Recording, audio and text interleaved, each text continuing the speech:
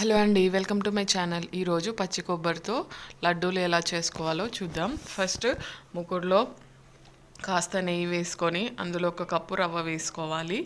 అది మంచిగా కలర్ వచ్చి అంతవరకు ఫ్రై చేయాలి. తర్వాత అందులో కాస్త పచ్చి కొబ్బరి వేయాలి. నేను ఇది ముందే వేయించి పెట్టుకున్నాను కొబ్బరి పౌడర్, అందుకే ఆ కలర్ ఉంది. అవి రెండు మిక్స్ అయ్యేలా మంచిగా ఫ్రై చేసిన తర్వాత అందులో కాస్త ఇలాచీ పౌడర్ వేయాలి. తర్వాత బెల్లం తీసుకొని అందులో కాస్త వాటర్ పోసి బెల్లంని కరిగించాలి.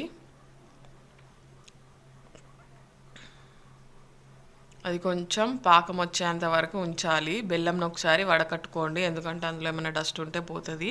అది నీట్గా వడకట్టుకున్న తర్వాత మనం ఫస్ట్ ఫ్రై చేసుకున్న పౌడర్లో బెల్లం వాటర్ని యాడ్ చేసుకొని మిక్స్ చేయాలి. మంచిగా బెల్లం అంతా కలిసిపోయేలా.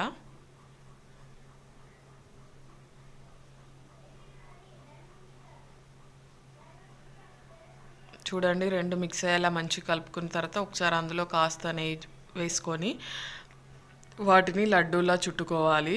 ఇది వేడి ఉన్నప్పుడే చేయాలి, చల్లారితే సరిగా రావు. అలా ఒక్కొక్కటిగా ఉన్న లడ్డూలన్నీ చుట్టుకోవాలి. అంతే, ఎంతో టేస్టీ ఉండే కొబ్బరి రవ్వ లడ్లు రెడీ.